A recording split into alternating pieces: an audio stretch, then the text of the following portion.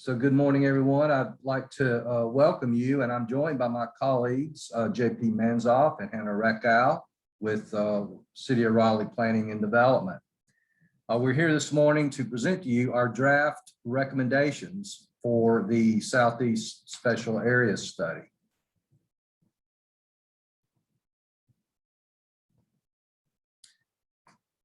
So here's our agenda for the morning. We'll begin with a quick overview of the project to date. We'll describe the geography of the study area.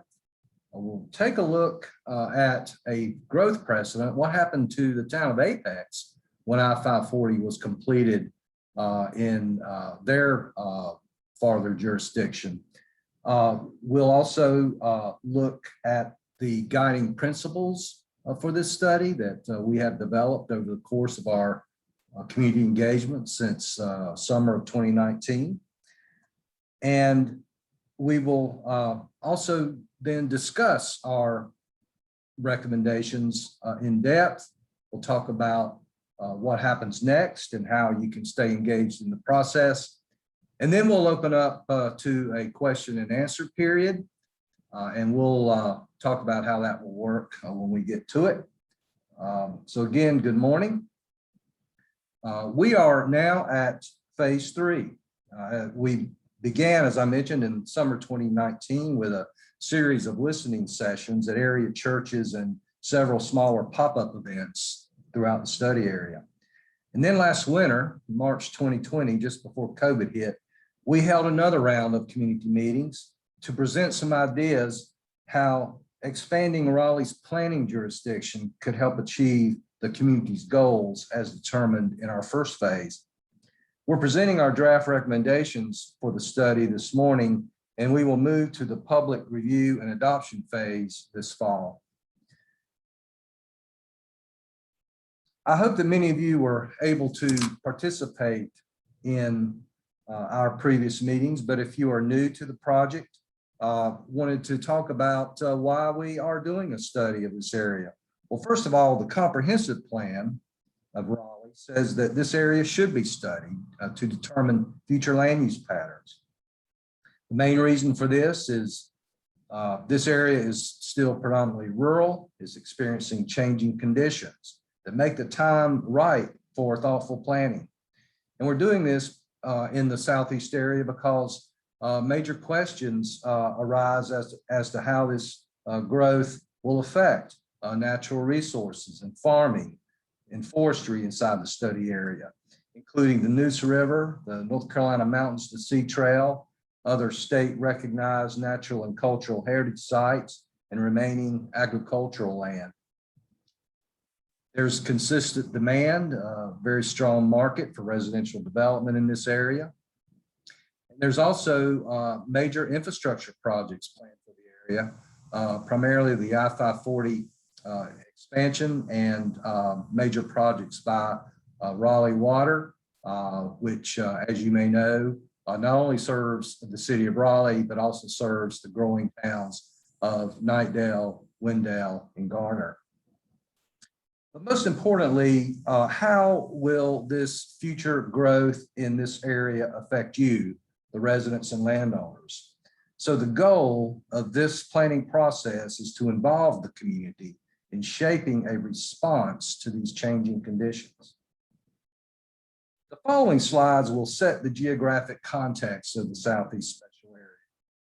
As we previously reported, the area remains largely rural and sparsely populated, although development activity is steady, and there is increasing pressure from landowners for annexation, particularly at the western edge of the study area closest to the current city limits.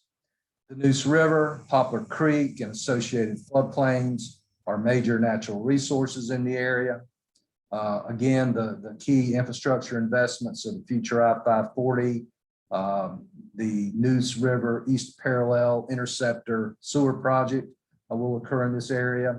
And also about 16% of the study area is city-owned land that takes in the Neuse River Resource and Recovery Facility. Also in the area is the 415-acre Rand Lee Tract, which is jointly owned by the city and Wake County. Now, this tract is presently undeveloped, but its future disposition will greatly influence future growth and development, particularly in the southern part of the study area. So first, just a quick review and refresher on the Southeast Special Areas Study. This is a response, as I mentioned, from the 2030 Raleigh Comprehensive Plan. This plan influences development and conservation decisions through policies such as the future land use map you see here, which describes future land uses for the entire city's planning jurisdiction. Several special study areas were identified in the 2030 plan as areas that will require more focused community outreach to determine the preferred land use pattern. And as you see circled here is the Southeast special area, which is one of those special study areas. And today, most of this area, as you see, is designated as rural residential. This map shows the towns and cities that surround the study area. So the darker shades are the municipal limits of these communities, and the lighter shaded areas represent their planning jurisdiction, or ETJ. The gray uncolored areas indicate property that is not part of any town or city. These areas are in Wake County's planning jurisdiction. So if you look at the study area, with the exception of the Raleigh tract, which looks like a big finger pointed to the south there in dark green, why is Raleigh studying this area? Well, about 30 years ago, Wake County divided up most of its land area and designated short range and long range urban service areas for the 12 municipalities of Wake County. And the Southeast Special Study Area represents Raleigh's long range urban service area. Those areas are expected over many, many decades eventually to become part of a municipality. The recently adopted PLANWake, an initiative of Wake County, is the county's comprehensive plan update.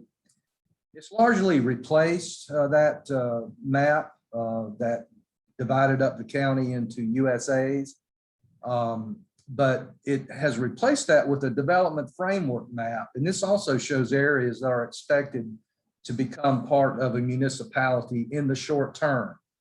So as you see on this map, the orangish brown colored area has been identified by the county as most likely to come into Raleigh in the short term. The yellow and the light green are areas that are expected to be much further out in terms of being served by a municipality. So as you've seen, the study area is quite large. It's 11,000 acres or approximately 18 square miles. Just some comparisons here. The light blue is the outline of the study area. You can see how that relates to the size of downtown Raleigh. Also the I-440 Beltline. Another image to the lower left shows the Triangle Town Center superimposed, and then in the lower right, the town of Chapel Hill. So our study area here is about as big as the entire town of Chapel Hill. So in order to help us frame the study area for policy considerations and future planning, we've broken down the area into these 5 sections. And note this map, we'll be talking about it a good bit more later. We'll start with area 1. This is the short range urban service area, or designated on the PLANWake as community, meaning this is the area most likely to come into Raleigh's planning jurisdiction the soonest. This area is about 2,100 acres. It's also within an economic development priority area and also a federally designated economic opportunity zone. There's a planned I-540 interchange in this area at Rock Quarry Road. And this is also, this is also the location of the Raleigh tract, that property jointly owned by the city and the county. Area number 2 is the south area. This is about 1,900 acres. It has one interchange at Old Bockham Road. This area is substantially city-owned land. It includes the location of the wastewater treatment facility, and as you see in this location. In the northwest, area 3, this is south of Pool Road and between the Neuse River and I-540. We often refer to this area as the Hodge Road Horseshoe. Now, our existing street plan calls for Hodge Road to eventually be extended and to connect with Auburn-Knightdale Road. And this would improve connectivity of our local transportation network. Unfortunately, in the final designs of the I-540 expressway, this extension has been cut off. But I can report that we are working very closely with NCDOT and the NC Turnpike Authority, and we believe we have identified a correction to that cutoff, and so the Hodge Road extension would be in place still. You note there's a lighter color where the numeral 3 is. This is the site of a pending rezoning case that would rezone about 500 acres into a planned development that ultimately could result in as many as 2,000 residences in this area. This is a privately initiated rezoning and request for annexation from Mungo Homes, who would develop this property if the rezoning were to be approved. So that's shown in the lighter color. In the north, this is about a 2,200 acre area. There's still a significant agriculture and forestry activity in this area. And there's a good bit of existing residential development that's served by well and septic systems. And in this area, there would be 2 interchanges, one at Auburn-Knightdale and a second at Pool Road. And finally, the east, this is the area furthest out. It's 11 miles from downtown. It contains a couple of larger county subdivisions in the study area, Rockbridge and Kings Grant. And it also includes areas outside of the planned urban service area or community area, the Williamson Preserve that's owned by Triangle Land Conservancy. With that large preserved area, there's potential here for more land preservation or a green belt that would separate the municipalities.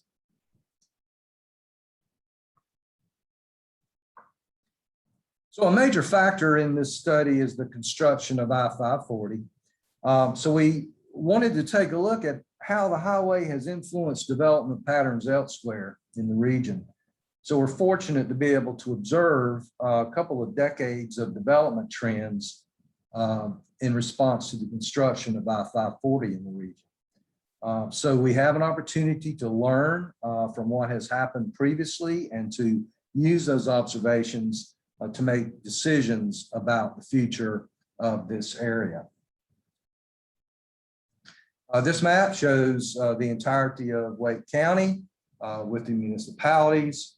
Raleigh is shown in gray and is generally at the center of the county. This is I-540 as it is constructed today.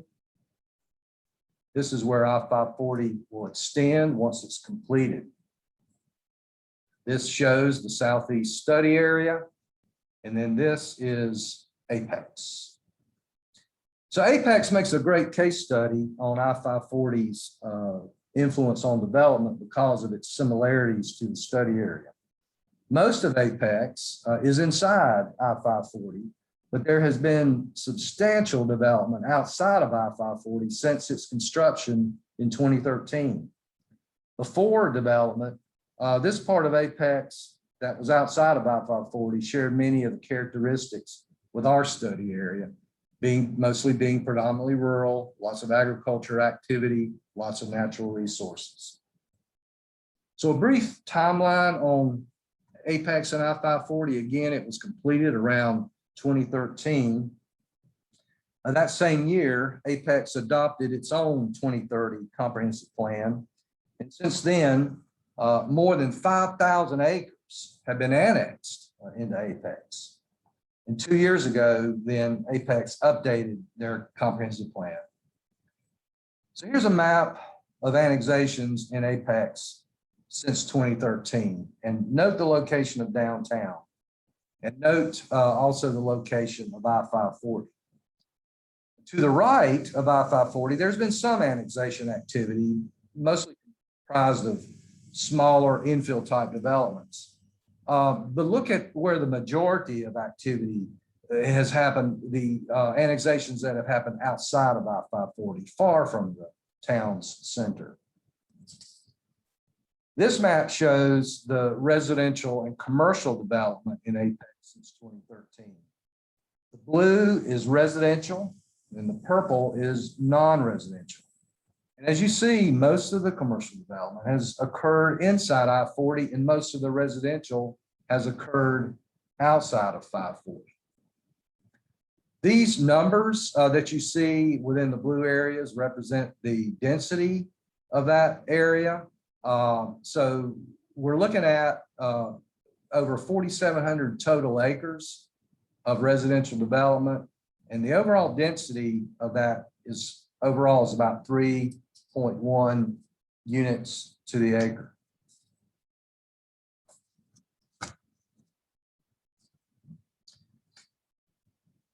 This is the Apex future land use map from 2013. Development that occurred between 2013 and 2019 was consistent with the guidance of their plan at that time. That plan called for mostly low density and rural development. Now in 2019, Apex updated their plan to add neighborhood and commercial mixed use development types. We wanted to show you this analysis of Apex because at this time, the Raleigh 2030 comprehensive plan is calling for essentially the same type of low density and rural development patterns. So this is our future land use map. The dark green is rural residential. The yellow is low density residential. There are a few small clusters of community mixed use that are shown in red. The geography is different, but the plan is very similar to the 2013 Apex plan. Apex was essentially planning for sprawling, low-density residential development, and that's what happened with the completion of I-540. So right now, we're planning for the same. But the question is that the pattern of growth that is desired? Is that the pattern of growth that will best address the community's priorities for this area? So to think about how to guide development across these 11,000 acres, we've formulated guiding principles based on best planning practices in public. And those principles are to encourage and facilitate master planned mixed use developments that are green and walkable, discourage piecemeal development and incentivize property consolidation, setting standards for innovative greenfield development, supporting the Neuse River as a unique environmental and recreational asset, enhance regional greenway connectivity. And like many other plans, we realize these principles through mapped and narrative policies that guide the legislative city council decisions of zoning and development regulation and capital budgeting. The next series of slides will look at potential future land use map amendments to guide rezoning decisions to encourage the principles above. The first set of changes to the future land use map are in Area 1 inside of I-540. The map changes in this area are to roughly 1,000 acres, from low density residential to a mix of moderate density residential, community mixed use, and office and residential mixed use. These changes are intended to increase the residential density in the area and create a more efficient land pattern and encourage mixed use development to provide land for office and retail uses and employment generating uses. Moderate density residential on the future land use map recommends a range of 6 to 14 units per acre and can produce detached and attached housing, townhouses, or apartments. Office and residential mixed use could produce the same type of housing, though at a higher density. And in addition to those residential uses, this category can also produce office and personal services located in the mixed use buildings. Community mixed use can produce the same as the two previous categories, plus a broader range of commercial services, including grocery stores and shopping centers. Now, the second set of future land use map amendments would occur to the future land use map outside of I-540, the Area 2 that we talked about earlier. So this plan calls for more low density residential uses in addition to I-540. This area is also adjacent to the Neuse River Resource Recovery Facility and significant city land that's shown in blue. The changes to the map in the area would produce additional commercial, office, and residential mixed use designations. Now, in this area that shows business and commercial services designation, that's in the purple area. That would also provide land for job generating uses. We also plan to have narrative policies to encourage green tech and clean tech industries here. And those narrative policies are included in the summary of recommendations that are linked on our project website.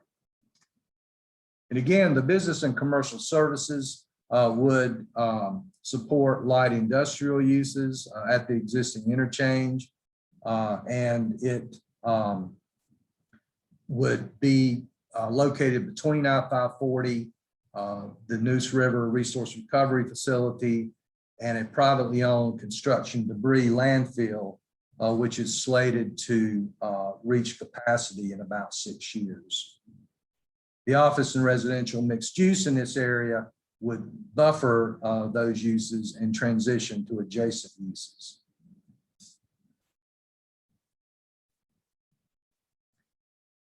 The last implementation measure we want to talk about is the plan for ETJ expansion. Again, the changes to the future land use map would only be recommended at this time in areas 1 and 2.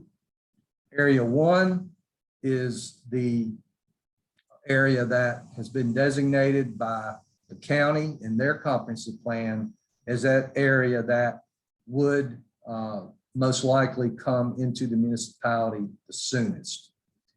Area 2 would be further out.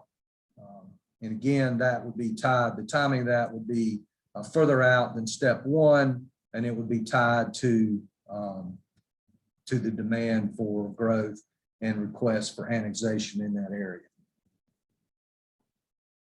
So this table represents a timeline for the ETJ extension. Again, area 1 would be the soonest. Area 2 would be a little further out. Area 3 with the pending rezoning request. Timing of that would really depend on the completion of the transportation infrastructure, the extension of Hodge Road and I-540. Area 4 would be a decade out, and Area 5 would be very long-term, beyond 2031. So again, Area 1, Southwest, 1 to 2 year time frame. Area 2, South, a 2 to 3 year time frame. And again, these are the only two areas where we are recommending changes to the future land use map. Area 3, again, where the pending rezoning site is located. Area 4, a 5 to 10 year time frame, and then the eastern area beyond 2031. So we've talked about our proposed future land use map amendments affecting areas 1 and 2 only. And you've seen our proposed sequencing of expansions, beginning with areas 1 and 2.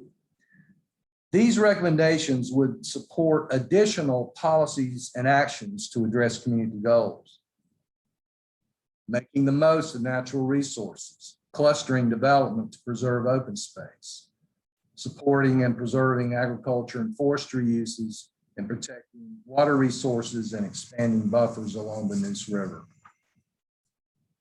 Supporting greater connectivity, encouraging road and greenway connections, and coordinating regional connections for both pedestrian and motorists. Protecting and enhancing public facilities, ensuring compatible land uses around the Neuse River Resource Recovery Facility, facilitating an expansion of the use of the reusable water system, and encouraging green stormwater infrastructure. Zoning for compact development, creating an overlay district that will support compact development patterns. So those were our draft recommendations for the Southeast Area Study. As far as the next steps, after our phase 3 community meetings, we will compile the results of our phase 3 survey. I'll talk about that in a moment, and would encourage everyone to complete the survey. Once we compile those findings, we consider the input that we received from the community meetings, we will move on to the review and adoption phase. So we will prepare a final report and present this report to council later this summer. This will include the comprehensive plan amendment, map and narrative policies, actions for ETJ extension, and for concurrent rezoning of those areas that would be recommended for ETJ expansion. It will go then to the Planning Commission for review, and then back to City Council for final review and adoption. And we anticipate this timeline will take us into late fall 2021.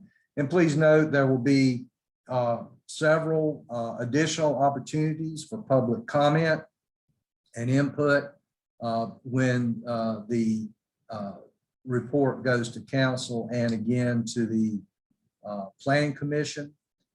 Planning Commission will make a recommendation to City Council when they will have the final say on adoption of the study, and that will come after a public hearing.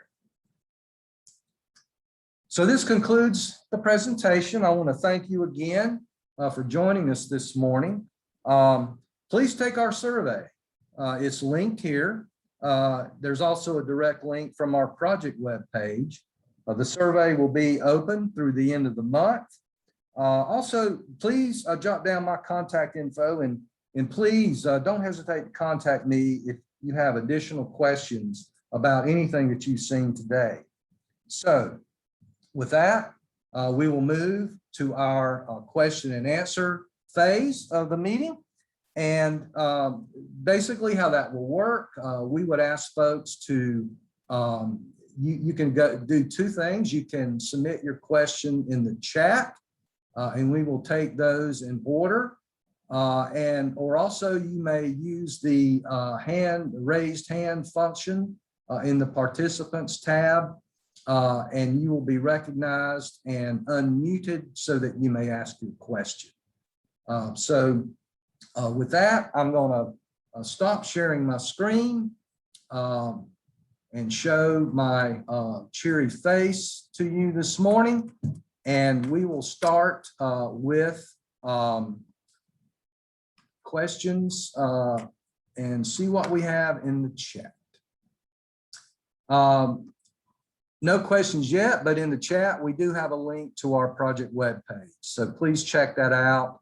We updated that page and we'll be doing so much more frequently now that we are in this phase.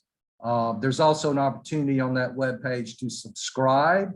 And that way, if you subscribe, you'll get all of our email announcements about news about the study.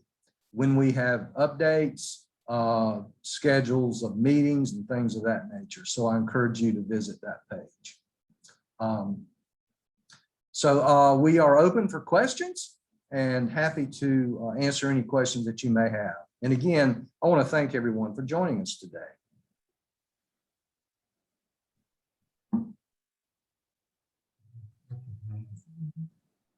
What's his name?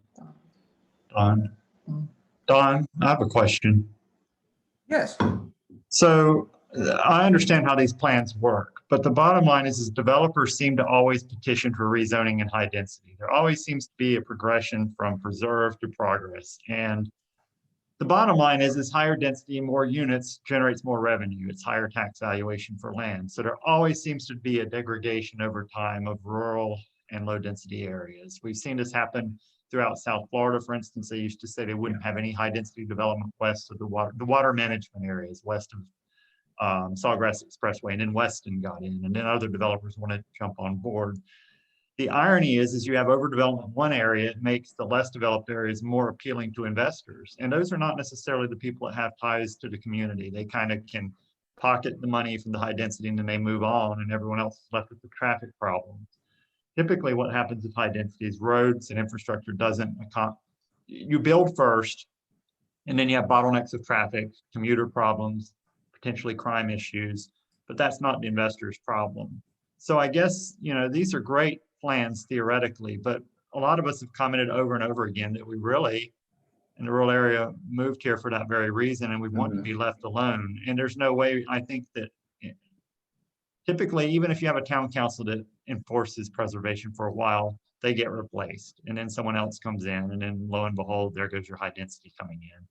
So there's really no guarantees on this. And the bottom line is the way our economic models are driven, they reward high density. They tend to penalize rural areas and farmers.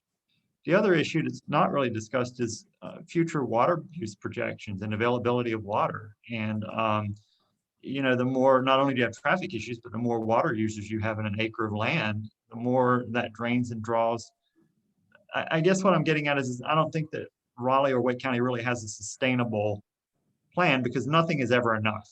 They never say no to growth. They never say no one else can move in. That's just the nature of our society. So it's not really a question so much as waxing philosophical and realizing inevitably the characters of the land that we enjoy now that we live in will be changed. And there's not a lot we can do unless it's a park, unless it has a, someone donates the land in perpetuity. And how does the city address that? That's a great question, great summary and commentary, sir. I appreciate that. And I'm glad you brought that up. And that we are addressing all of these issues through our recommendations. Particularly, there's a couple of them that are relevant to what you were saying. First of all, the rural village district overlay that we're recommending, that would enable some high, but the overlay district would be structured so that higher density development would be pushed closer to major intersections. Also, within that, we need to have incentives that would encourage larger assemblages of land. And when you have larger assemblages of land, you have more flexibility as to where that high density can be located. So you could have a scenario where you have quite dense, compact development near an interchange, but a lot of open space along in the rest of the property, particularly along the Noose and those tributaries and along I-540. And both of those things are the goals of the community, is to protect those resources. Also, when you are able to incentivize the preservation of open space through development incentives, you have more opportunities to buffer farmland. You know, you're going to have the market pressures on farmland, but at least through a mechanism like that, you could lessen the pressures on the farm operation itself. The other is looking at requiring additional, just through regulation, requiring additional buffers along the Noose and tributaries, strengthening our special highway overlay district to protect trees along I-540. So those are a couple of things. You know, you're absolutely correct. You know, the market demand drives development, and our plans are an attempt to manage that. And, you know, but ultimately these are political decisions, whether an overlay district gets approved, whether a individual rezoning gets approved. Those are in the hands of our legislators. But we are attempting to have a better, greener, more sustainable model of development through these recommendations we are proposing. That's good to hear. I mean, there is tax credits for keeping land in agricultural use. There's a lower tax valuation, but the issue for the farmer is, or the landowner, not necessarily a farmer anymore, there reaches a point when the value of the land for development exceeds any type of tax credit they get for keeping it in rural state or agricultural state. So, or someone passes and then it's passed on to their, you know, in a state, and then it gets sold off. So anyway, yeah, we're grateful to the cities trying to consider, the county or both, are trying to consider the intrinsic values of the natural areas and trying to keep, it's a trade-off between sprawl and it's a trade-off between high density. I understand that too. Yeah. And it's just ironic, things that draw people here ruins the very values of the things that we've got. So it's kind of the old covered wagon analogy, you know, everyone rushes in and then they move on to somewhere else and rush in there. So I hope I'm glad we're taking our time. It's being strategic. You're asking for input, and we're moving slowly and cautiously versus the Wild West approach, where it's just willy-nilly. Appreciate those comments, sir, and please, if you know, take the survey and we have comments there. And I'll also say, you saw on one of the maps we have Area 5. Basically, that area is designated. We're in Area 5. So go ahead. That's designated as rural in the PLANWake, the county's comprehensive plan. It's under the county's jurisdiction now and will be for a decade or more.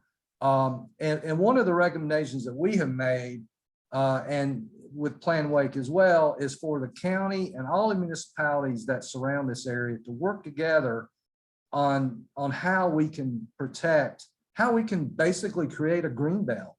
You know, otherwise, without thoughtful planning, we're gonna, you know, live near Apex. I'm not going to disparage it, but I mean, we're going to be like Apex with just, you know, low density sprawl with all of the traffic and other issues. So do appreciate your comments, sir, very much. Typically the sequence too is you get a developer in to ask for rezoning, they put a high density place in, and then that drives the pressure to put into shopping centers, the drug stores, the amenities, and the things nearby. So, you know, it just takes one developer to pocket the change, and then that changes the character of the land. That's all. Yeah. Flowers Corner comes to mind, but anyway, go ahead. Yeah. I will say that one of the things we heard from the community though is that, you know, they like the rural area and the character of it, and they want to protect the resources, but they also want some you know, better access to that, you know, those retail and commercial services. So thank you again, sir. Sure. I have a question in the chat about a person that's new to the area. Welcome. They just wanted to know where the Rock Bridge community is located in terms of those areas. I'll ask one of my colleagues to double check this, but I believe Rock Bridge is in Area 5. That's correct. So that is, again, the longest long-term, and actually in an area that is designated on the PLANWake as rural, but in terms of any ETJ extension, that would be a decade or more away. So thank you for that. Other questions? Again, I want to remind everyone that, this is just part of our community outreach, that we have a survey that will be active through June 30th. And again, feel free to contact me with any questions that you have about the study. So a lot more outreach to come.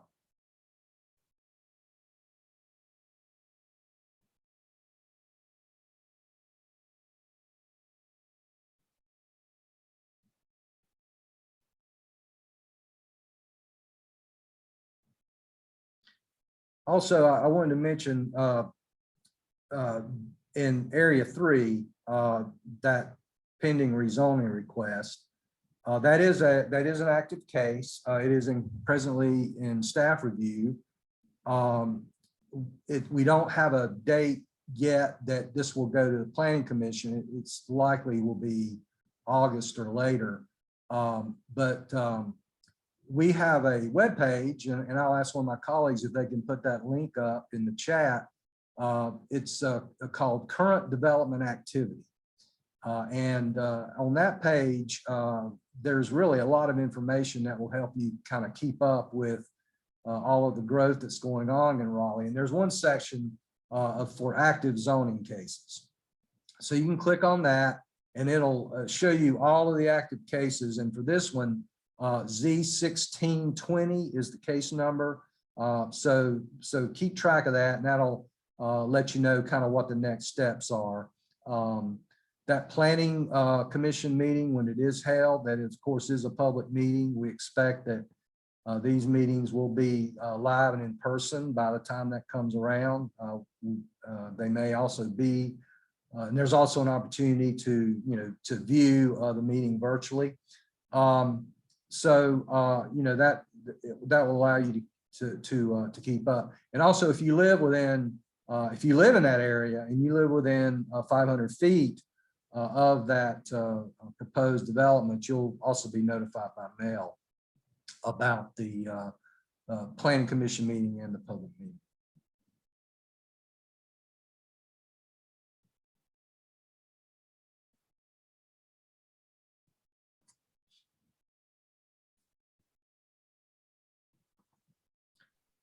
Don, since no one else is asking a question, I'll throw one more Okay. philosophical rambling in. So the issue of the 540, Southeast Raleigh historically has been a lower income, lower value area, property values. You look up towards, compared to Wakefield, Wake Forest, that area. Right, right. So by putting the 540 in of tolls in this area, you're actually, it's ironic that the 540 completed area with it's environmental justice issues is what I'm getting at. Sure. The 540 area and currently as it's finished goes through some high dollar, high property areas, but the section that's going to be tolled is actually through lower income areas. So that, I mean, somehow they must have considered that when they did the planning and analysis, but that is what it is. I mean, that is the impact of that. What's your thoughts on that or comments? We thought about it a lot. Southeast Raleigh actually is the only part of the city that does not have what we designate on the future on our urban form map as a city growth center. These are areas that are designated to attract investment, to attract growth. Southeast Raleigh has no such area. So in consideration of that, that's what led to our determination, as well as this, as the presence of a federally designated economic opportunity zone and a city designated area as an economic development priority area, led us to recommend a designation of business and commercial services for this area. It's adjacent to I-540, will be adjacent to I-540. It will buffer 540. It will buffer the Neuse River plant. Part of this area is going to be a big landfill that needs to be refurbished, rehabilitated after several years. Also, it's near the city and county-owned Raleigh tract. On the south part of that site are two new schools. And we understand from Wake County Public Schools that given that these schools' proximity to the Neuse River and to the treatment facility, that these schools are going to have a green technology and ecological sustainability focused curriculum, which is very promising. And that has implications for job creation, for recruiting new industry to this area. And we hope that that is going to be a catalyst for more investment that will benefit this area of Raleigh that has, long, in many statistics, lagged behind in terms of, wealth creation, jobs, etc. So to answer a very long answer to your question, but yes, that was part of our thing. You know the history of Raleigh? Yeah. Thomas Keenan Mhm. donated that land. He actually was from Rockport and had a head of cattle up there. He studied early on some disease prevention in cattle and and he donated that to the state. Right. They didn't really want it, the cattle, until they found out it came to $1 million, and then they said they'd take it. But yeah, so anyway, it's an interesting history of that. It is, and it's a beautiful site, and there is a lot of history there. It's still being used. You can cattle grazing there today, as you probably know. But being a publicly owned tract of land, there will be some nature of development on there, mainly facilities of the city and the county. I mentioned the two new schools. There's going to be a fire training center developed on the northern part of the tract.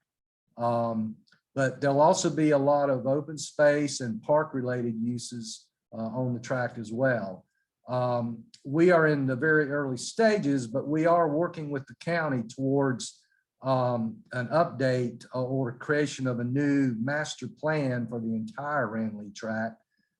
There was a master plan that was developed and agreed upon by both parties way back in 2006, but it was never actuated because the recession hit, and surprisingly, we're just kind of now getting back to that discussion. But again, and that'll be a very public process as that unfolds. But the schools already, they do have in their long range planning to have those two schools on the southern portion as I described. Is one going to be a high school? I believe right now it's an elementary and a middle, but change. That they are counting on two schools long term. Currently, this area is Zone 5. You got East Wake. That's the East Wake High School. Of course, kids can't go to Nightdale from this area if they're in Raleigh. Of course, they can't go to Clayton High because that's in Johnson County. So drive time, that's up near Wendell. So anyway, that's just for what that's for.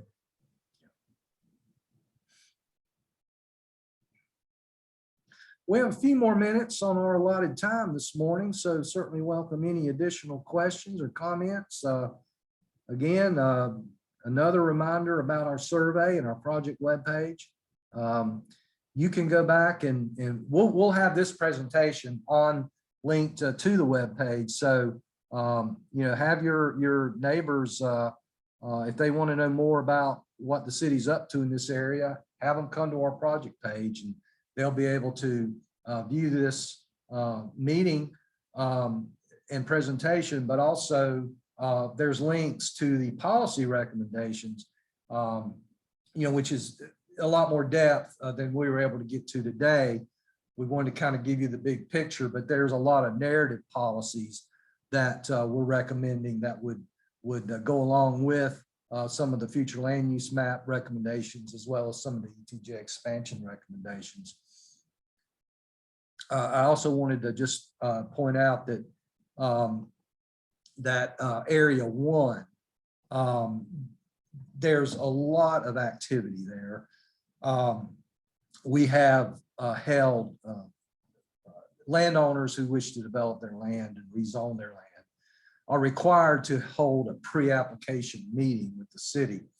And we have held probably over the course of the last year, at least 6 or 7 pre-application meetings just in that area one. So there is a lot of interest by landowners in that area who want to be annexed and come into the city. So yeah, it's just an indicator of that very strong market demand for growth in that area one.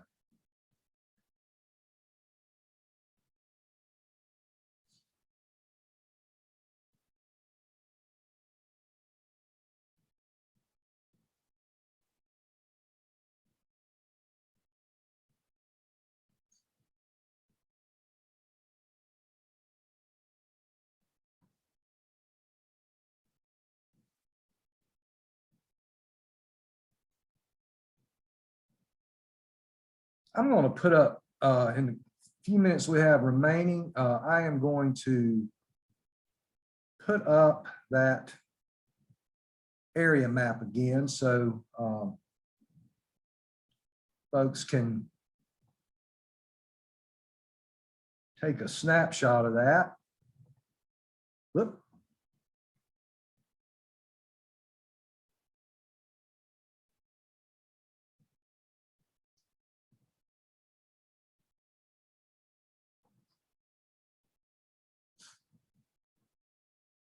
So again, area one and area two would be the most, the near term recommended extensions of ETJ. And again, those are the only areas where we are recommending changes to the future land use map. Of course, we don't know yet what will happen with area 3 because we do have that pending rezoning case. But for areas 4 and 5, we're not recommending any changes to the future land use map. Any ETJ extension would be long term. So these areas would remain in the county's planning jurisdiction, and on our future land use map would remain predominantly low density residential. So I'll just leave that up for the next couple of minutes.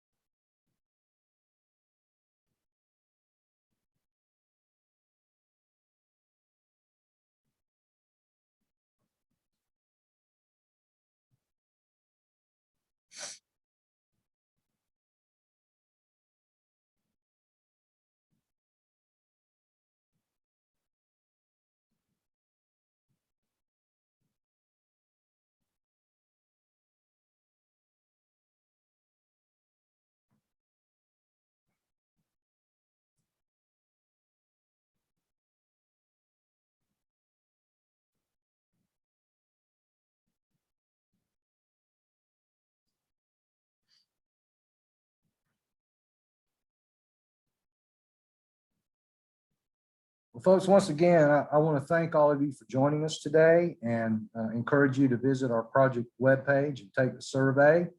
With that, we will conclude our meeting today. And I wish you all a very wonderful day and a great weekend. And thank you again for joining us. Have a great day.